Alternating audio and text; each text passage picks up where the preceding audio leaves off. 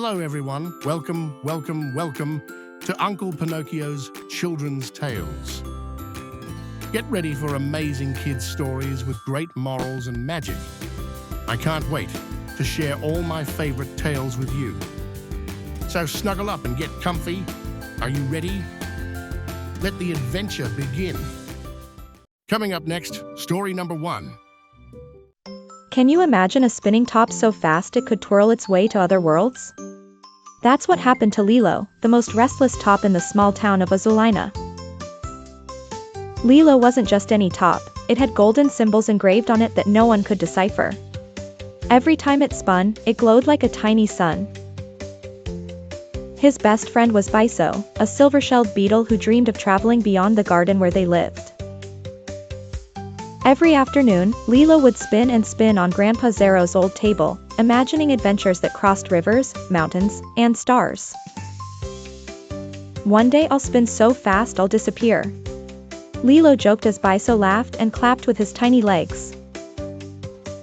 One breezy afternoon, Lilo felt something different in the air. It was like a murmur, a whisper asking him to spin harder. Lilo jumped off the table and began to spin on the stone floor. At first, it was slow, but soon he turned into a whirlwind no one could follow. Biso tried to catch up, but he could only see a swirl of light and hear a humming that sounded like a distant song. Suddenly, whoosh! Lilo vanished, leaving behind a trail of golden dust floating like a tiny cloud. Lilo opened his eyes and found himself in a place where the ground was made of glass and the trees grew upside down, with roots touching the sky. Around him floated hundreds of tops in all shapes and colors, spinning as if dancing to an invisible tune. "Welcome to the realm of the wandering tops," said a deep voice. It was Vinto, a giant top with wings made of paper. Vinto explained that all special tops arrived there when they spun beyond their own limits. "Here, you can choose, stay forever and dance in the sky, or find the way back," added Vinto, looking at him with wisdom. Lilo thought of Biso, of his home, of the garden full of adventures still waiting for him. His heart beat faster. "I want to go back," he said with determination. "My friend needs me." Vinto nodded and gave him a small blue spark that pulsed like a tiny heart. "This spark is the key," he said, "but you must face the Echo Labyrinth to find the portal home." Without hesitation, Lilo began his journey, gliding along paths that shifted shape with every spin he made. The walls of the labyrinth whispered memories, Biso's laughter, the creak of the old table, the breeze of the garden. Just when he thought he'd found the exit, the labyrinth twisted and closed in, trapping him in an endless loop. Lilo stopped and remembered what Biso always said, "When you can't find the way out, create a new one." With that idea, instead of spinning faster, Lilo spun backward, against the natural flow of the labyrinth. And it worked. A glow opened before him like a door made of liquid light. As he passed through it, Lilo fell spinning until he landed in the garden, right next to Biso, who was waiting with wide eyes. "Lilo, I thought you were gone forever," Biso exclaimed, hugging him with his little legs. Lilo smiled, still dizzy, but happy to be home. The garden had never looked so beautiful. From that day on, Lilo and Biso played at spinning not to disappear, but to discover new wonders in their own world. Every spin was an adventure, a puddle became an ocean, a stone a mountain to conquer. And even though Lilo knew he could travel to other worlds if he wanted, he also understood that the best adventures are close to those you love. Moral: sometimes we search far for what we already have nearby, the true treasure lies in the small moments shared with those we love. See you soon with more magical stories that will take you to incredible worlds. Coming up next, story number 2. What would you do if you found a magic pen that wrote stories that became real? That's what happened to Leo, a curious boy who loved exploring forgotten places. Leo used to visit the old town library, where the books seemed to sleep. and the dust danced in the beams of light coming through the broken windows. One day, in the darkest corner, he found a golden pen that sparkled as if it had a life of its own, resting on a stand covered in cobwebs. Next to it, a note read, "Whoever writes with this pen will open doors to worlds never dreamed of." Leo felt his heart beat faster. Without thinking twice, he took the pen. The moment he held it, he felt a tingling in his fingers and a soft whisper, as if the pen wanted to speak. He decided to try it on an old, dusty notebook. He wrote, "A blue fox appeared in the library." Suddenly, something moved between the shelves. From among the books fell a small fox, but it wasn't ordinary. Its fur was bright blue, and its eyes looked like two curious stars. "Was it you?" asked the fox, blinking. "I've been waiting for someone to bring me back." Leo couldn't believe it. He had created a living being with just a few words. The pen truly had magic inside. The fox introduced himself as Arlo, guardian of forgotten tales, trapped for years in an unfinished story. Leo and Arlo quickly became friends. They decided to write wonderful adventures together to bring even more magical creatures to life. Before long, the library was filled with talking animals, walking trees, and skies of impossible colors. However, there was a warning on the note Leo hadn't read. Beware of sad stories. They can come to life too. One afternoon, while they were writing, Leo felt sadness thinking about a lonely dragon crying in the rain. Without realizing it, the pen began to move on its own, writing the words Leo felt in his heart.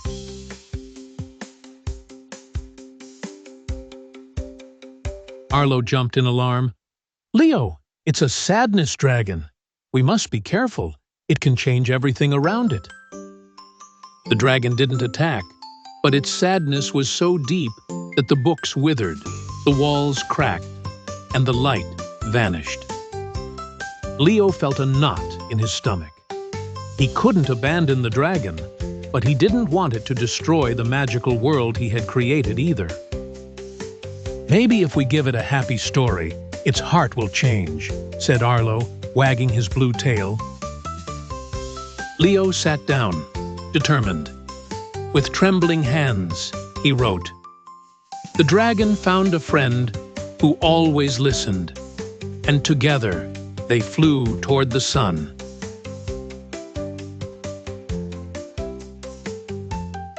Little by little, the library regained its color. Plants bloomed, and the books began to sing with joy. The dragon, now named Solan, curled up beside Leo and Arlo, happy to have found a home where no one would judge him. From that day on, Leo learned to write carefully, knowing that every story had the power to create or change realities.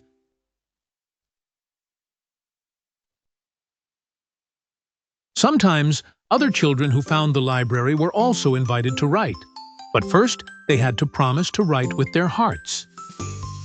Thus, the old library, once forgotten, became a place where dreams, friendship, and imagination never died. Leo understood that every word carried weight, every idea a life, and that writing was a great responsibility and also a beautiful gift. And so, among golden pens, blue foxes, and laughing dragons, Leo's adventures kept growing beyond the pages. Moral: words have immense power. Always choose to write with kindness, love, and hope to create more beautiful worlds.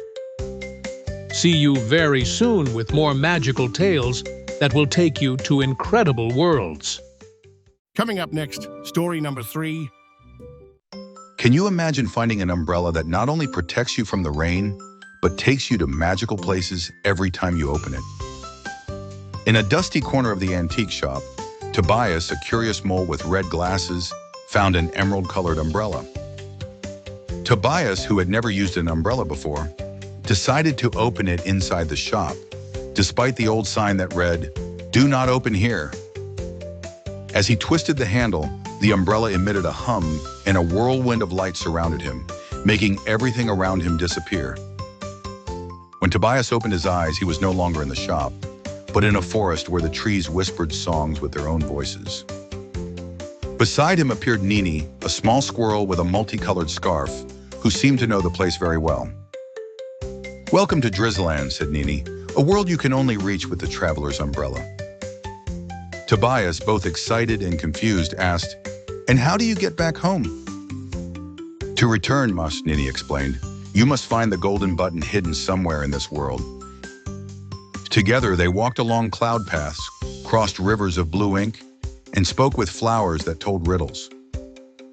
With every step, Tobias felt the umbrella beating like a heart eager for new adventures. One afternoon, while resting under a candy tree, they met Broof, an owl with silver feathers. "I've seen the golden button," Broof announced, "but it's not so easy to reach." Tobias and Nini followed the owl through paths that changed shape every time they blinked. When they reached a clearing, they saw the golden button suspended in the air, surrounded by glowing bubbles. Tobias ran toward it, but when he touched one of the bubbles, the entire landscape vanished into a thick fog. Now they were trapped in a maze of mirrors that reflected not just their images, but their dreams and fears. Tobias saw a reflection where he was alone, without friends, and felt a knot in his chest. "Remember," Nini whispered, "only kindness and courage open the way." Tobias closed his eyes, thought about all the good things he had lived and his longing to return home. When he opened them, one of the mirrors disappeared, revealing a tunnel lit by dancing fireflies. They ran through the tunnel, and at the end, the emerald umbrella floated waiting for them next to the golden button. Tobias, without hesitation, pressed the button, and a gust of sweet wind wrapped around them again. In the blink of an eye, Tobias was back in the shop, still holding the umbrella in his hand. He looked for Nini and Broof, but only found a silver feather and a tiny scarf in his pocket. He smiled, knowing the adventure hadn't been a dream, but a memory he would treasure forever. The umbrella, however, never glowed or hummed again, as if it had completed its mission for now. Tobias placed the umbrella in a special corner of his house, ready to open it again when his heart called for it. Every time it rained, he looked at the umbrella and wondered if Drizzland was still waiting for him. Though he didn't travel again right away, Tobias knew that true adventures begin when you least expect them. Moral: sometimes the simplest objects hold the greatest adventures, but the real journey is the one you take within yourself. See you very soon with more magical tales that will take you to incredible worlds. Coming up next, story number 4. Have you ever imagined a scarecrow who, instead of frightening, taught others how to fly? In a faraway field, there was a very special one who had a dream no one understood. His name was Celino, a scarecrow made of colorful patches, with a pointy hat and fabric wings that fluttered in the wind. Celino didn't want to scare anyone. He dreamed of teaching birds to fly higher, farther, toward the secret corners of the sky. Each dawn, while the other scarecrows growled at the sparrows, Celino smiled at them and whispered words of encouragement. The birds, at first, were suspicious. What if it's a trap? They thought as they circled above the golden field. Only one dared to come closer, Plumita, a small sparrow with messy feathers and great curiosity in his eyes. "Do you really want to help me fly better?" asked Plumita, trembling a little on a low branch. "Of course I do," Celino replied. "I'll teach you to feel the wind as if you were part of it." Day by day, Celino gave him advice: stretch your wings with the rhythm of the wind, don't fear falling, for the air always holds you. Plumita began flying higher than ever. Soon, other birds noticed and wanted to learn too. Sparrows, goldfinches, and even a young owl came to the field, following Celino as if he were their flight teacher. The field, once silent, filled with winged laughter, games among the clouds, and acrobatics beneath the sun. However, one day, dark news came with the wind: a new scarecrow would be placed in the field. This scarecrow, named Rigger, was feared even before he arrived. It was said he had cold glass eyes and a thunderous voice. When Rigger arrived, the wind stopped singing and the birds fled to the forest. Celino, saddened, watched his dream fall apart. "Don't be afraid, Celino," said Plumita. "You're not made of fear, but of dreams." Celino thought all night under the trembling light of the stars. He had to do something. The next morning, Celino decided to face Rigger. His fabric wings puffed up like a ship's sails. "You don't have to scare them," Celino told Rigger. "You can be part of something better. You can fly with us." Rigger let out a hollow laugh, but deep inside, something forgotten stirred ever so slightly. It turned out that long ago, Rigger had also dreamed of flying, but sadness had hardened him. With patience, Celino showed Rigger how to open his stiff body to the wind, how to listen to the whisper of the clouds. At first, Rigger could barely move, but little by little, his stiff arms began to sway. One day, with a strong gust of wind, Rigger gave a small leap, and all the birds cheered from the sky. Plumita flew in circles around Rigger, cheering him on with joyful songs and glowing pirouettes. Rigger, his thunderous voice now soft, whispered, "Can I really fly someday?" "Of course you can," said Celino. "Flying isn't just moving through the air, it's letting your heart fill with dreams." From then on, Rigger and Celino taught all the birds in the field, and anyone who wished to learn how to fly with their soul. The field once again shone with joy, and never again was a scarecrow feared in that land of endless skies. Every year, new baby birds were born knowing that, if they looked to the wind with love, there would always be someone to teach them how to fly. Moral: it doesn't matter what you're made of or how stiff you feel, if you open your heart to dreams, you can always learn to fly. See you very soon with more magical stories that will take you to incredible worlds. Coming up next, story number 5. Can you imagine a library where books are not only read, but also speak and tell their own adventures? That's exactly what Emma discovered. Emma was a very curious girl who loved getting lost among the dusty shelves of the Old Town Library. One day, while looking for a pirate book, she heard a faint whisper coming from the most forgotten section. "Here, here," said a tiny voice. Without thinking twice, Emma followed the sound until she found a very peculiar book. The book was red, with golden letters that seemed to move whenever she blinked. Its name was Balthasar. "Finally, someone hears me," exclaimed Balthasar, opening his pages like wings. Emma stepped back, surprised. Balthasar explained that in this library, only those who believe in magic can hear the voices of forgotten books. Fascinated, Emma promised to keep the secret and care for the talking books as if they were friends. Alongside Balthasar, she met other living books: Martina, a travel novel, and Hugo, an atlas who dreamed of flying.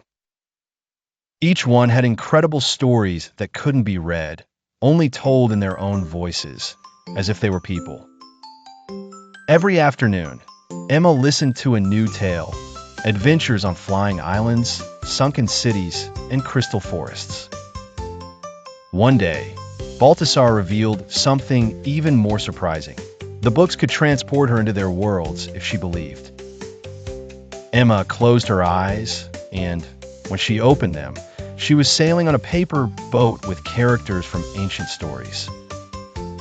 She met pirates who played violins, mermaids who told jokes, and dragons who blew bubbles instead of fire. But Balthasar warned her not to stay too long in the stories, or she might forget her real world. Emma promised to be careful, but each journey was so wonderful that she lost track of minutes and hours. One afternoon, drawn by a new book, She ignored Baltasar's warning and crossed alone into an unknown world. There, the books didn't talk. They screamed, cried, and fought each other. Everything was endless chaos. Emma tried to return, but the portal back had closed. The real library was vanishing like smoke. Frightened, she searched for Baltasar and her friends, but found only torn pages floating in the air. A deep voice echoed through the shadows. Those who don't respect the rules of the books will be trapped by their mistakes. Crying, Emma begged for forgiveness and wished with all her heart to return to the library, her home, her world.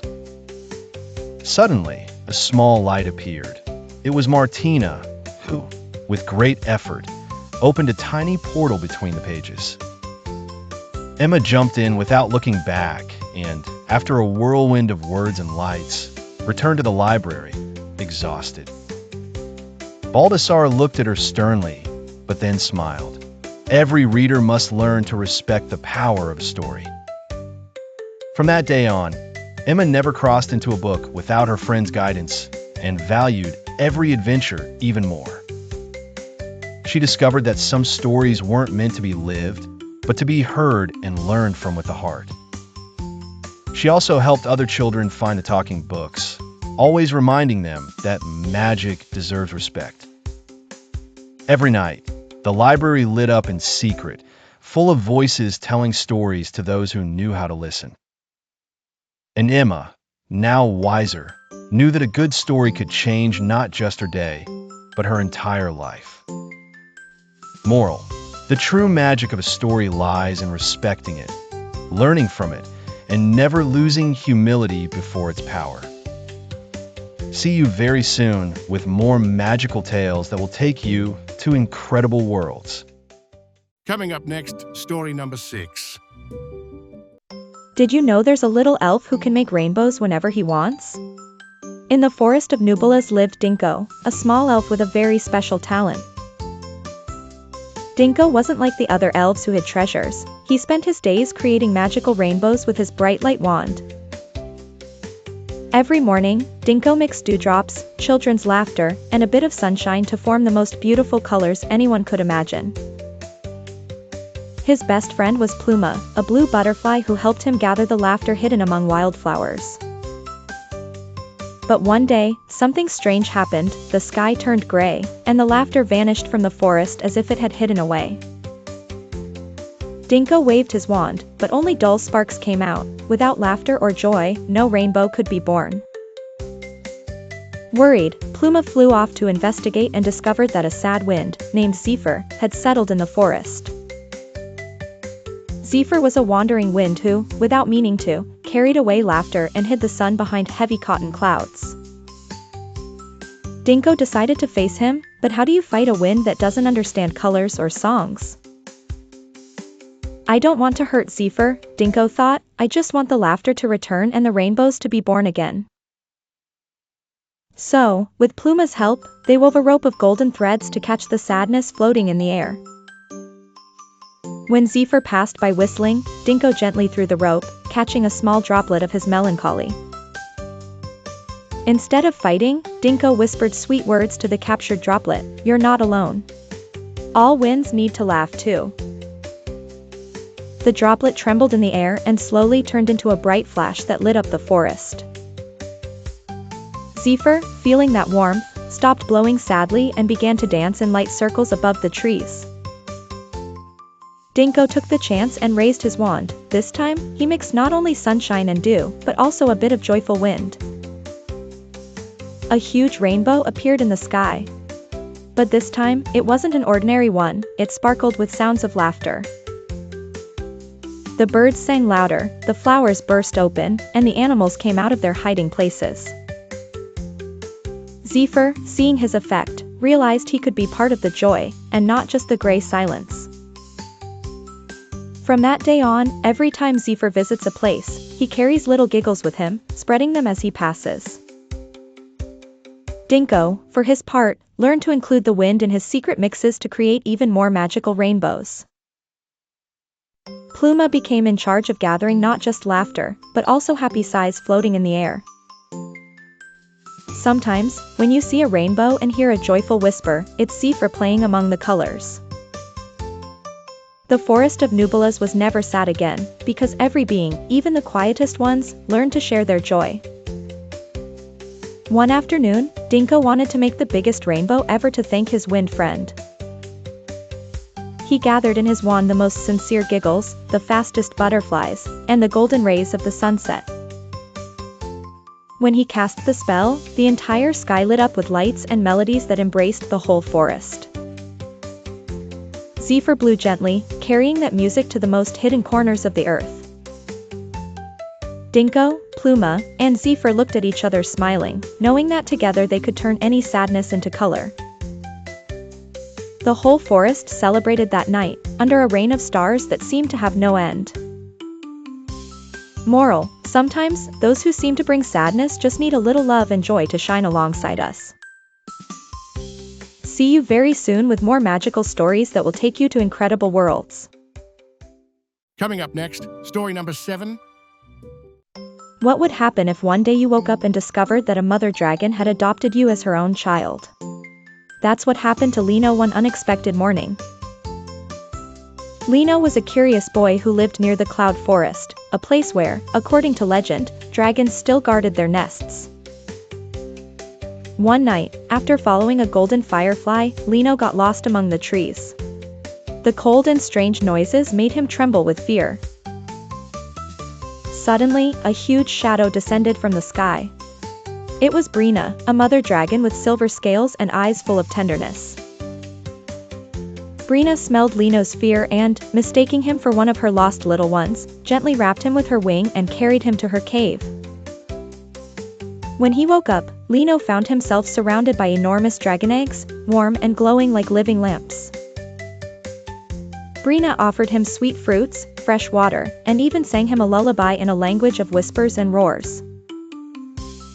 Though scared at first, Lino felt a warmth in his heart. Brina wasn't dangerous. She was a mother who only wanted to protect.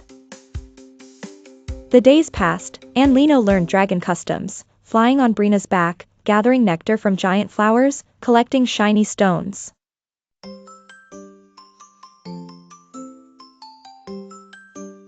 Brina, noticing his sadness, decided to teach him something special: how to understand the secret language of the wind. According to Brina, the wind could carry messages to faraway places, even to the hearts of those you loved. With effort and lots of laughter, Lino learned to whistle melodies that floated like invisible threads in the sky. One night, when the wind blew stronger than ever, Lino whistled the song of his home with all his might. In a small house at the edge of the forest, his parents heard the strange song in the wind and felt they had to search for their son. At dawn, a familiar figure appeared among the trees. It was his parents, with eyes full of tears and hope. Brina watched from above, her heart torn between happiness and sadness. Lino ran to hug his parents, but then turned to Brina, wishing he could stay in both worlds. Brina came down from her hiding place, walking slowly so as not to scare the humans. Her gaze said it all: she meant no harm. Lino's parents, seeing the kind glow in Brina's eyes, understood that she had saved their son. Then, in an unexpected twist, Lino's parents invited Brina to live near their home, on the hill behind their house. Brina accepted with a solemn bow, and together they built a secret refuge where dragons and humans could visit each other.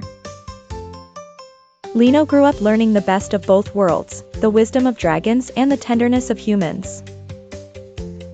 Each afternoon, after his chores, he would run up the hill to hear the ancient stories Brina would tell him. The forest, once mysterious and distant, became a garden of adventures, secrets, and new beginnings. The other children from the village were also invited to meet Brina, and they learned to respect magical beings. Brina, in turn, saw more children born and cared for new dragon eggs, feeling loved and part of a big family. Over time, a tradition was born: whenever a child turned 5, they could make a wish to the wind. And although some wished for toys or adventures, many wished to meet a dragon as kind as Brina. Lino never forgot his dragon mom. Even as an adult, he kept visiting her to share his dreams and achievements.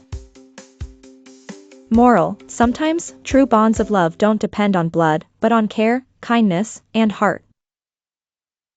See you very soon with more magical tales that will take you to incredible worlds. Coming up next, story number 8. Have you ever imagined a bridge that chooses who can cross it? In the forest of Brumalia, there was one so wise it only let the brave pass. This magical bridge was called Arcoalbo. It had railings made of living branches and stones that whispered riddles to the wind. Every time someone tried to cross, Arcoalbo posed a question that tested not just the mind, but also the heart. One morning, a little hedgehog named Timo appeared, wishing to reach the other side to find the garden of golden apples. Timo carried his backpack full of nuts and a feather he had found in the forest, convinced it would bring him luck. "Who dares to challenge me?" growled Arcoalbo as its branches creaked gently in the breeze. "I'm Timo, the hedgehog, and I seek the garden of golden apples," replied the small one, trying to sound braver than he felt. The bridge trembled, then posed its first challenge.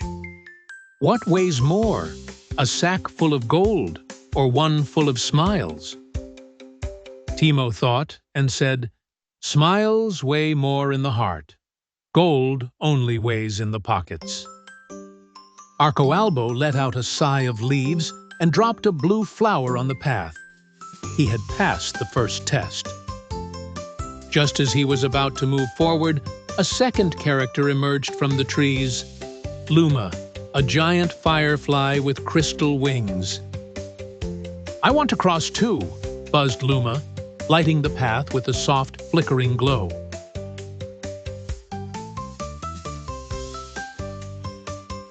Luma didn't hesitate. "To be the light, because lighting others makes me shine too." Another blue flower fell onto the bridge, and Luma joined Timo, excited for the adventure. But then, a crack appeared in the ground before them, blocking the path. The bridge was changing its rules. From the crack emerged a third character, Bork, an old owl with silver feathers, one eye covered by a patch. "What's all this fuss about?" Bork huffed. "There's no time for useless riddles." Timo and Luma tried to explain the importance of answering with the heart, but Bork just snorted impatiently. Arcoalbo asked, "Who deserves to go first? The one in a hurry or the one who knows how to wait?" Bork stepped forward, saying, "The strongest one, of course!" The bridge shook in anger, and its railings closed like giant arms, denying passage. Timo, instead, spoke in a gentle voice. "The one who knows how to wait patiently, because true courage needs time." Luma nodded, floating around Timo, and together they shone with a warmth so bright, even the wind paused to watch. Arcoalbo smiled silently. A ramp of green leaves appeared, allowing them to move forward to the other side. Bork, angry, tried to fly over, but a breeze gently carried him back to the forest, reminding him he still had much to learn. As they crossed, Timo and Luma discovered there was no garden of golden apples, but something much better. Before them stretched a valley full of sleeping stars, floating just above the ground like giant fireflies. Each star represented a fulfilled dream of someone who had crossed the bridge, a treasure more valuable than any golden apple. Timo hugged his little lucky feather, and Luma lit up the entire sky with her joyful glow. Moral: sometimes the true treasures aren't what we expected, but what we discover by being patient, brave, and generous. See you very soon with more magical tales that will take you to incredible worlds. And that brings our journey through these magical tales to a gentle close. Each story whispered a little lesson, sparked a smile, or warmed a heart. Thank you for sharing these moments of wonder with Uncle Pinocchio. Until our next adventure, keep dreaming, keep imagining, and never stop believing in magic.